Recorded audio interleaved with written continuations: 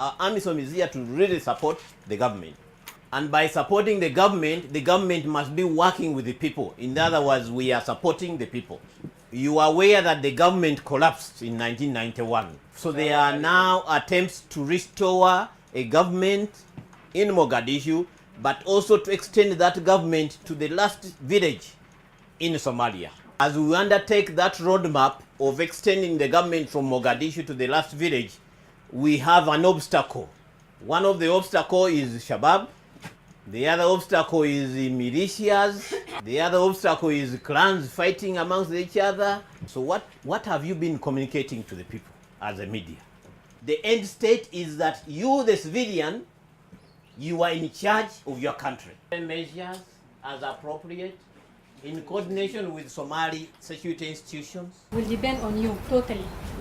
We need you to work with us, to get us into your community, to hear from you, to know what are the problems, and to help you how to solve it. So we need you. What are those people are doing? Why are they here? Huh?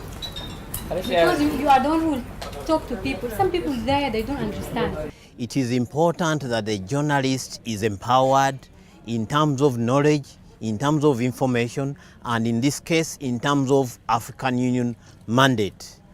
In that case, when communicating about AMISOM business, a journalist will be able to be empowered to know the information is communicating, that it is in line with the principles, the policy, and the mandate of AMISOM. So this is why we have to have the journalist given, the knowledge in order to empower them to understand AMISOM mandate and why we are here.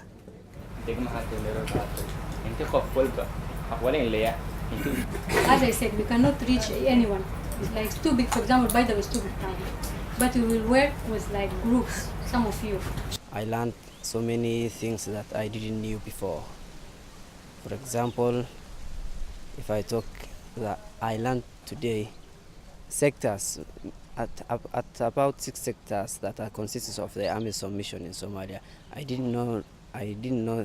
I never known before this one. So I say I learned so many things, but what I can say, this was the first and the most important lesson that I took from. Before we don't know what African Union was coming here, but today we know a lot of things. We are also supposed to liaise with the humanitarian agencies to make sure that where there is need for humanitarian aid delivery, it is delivered.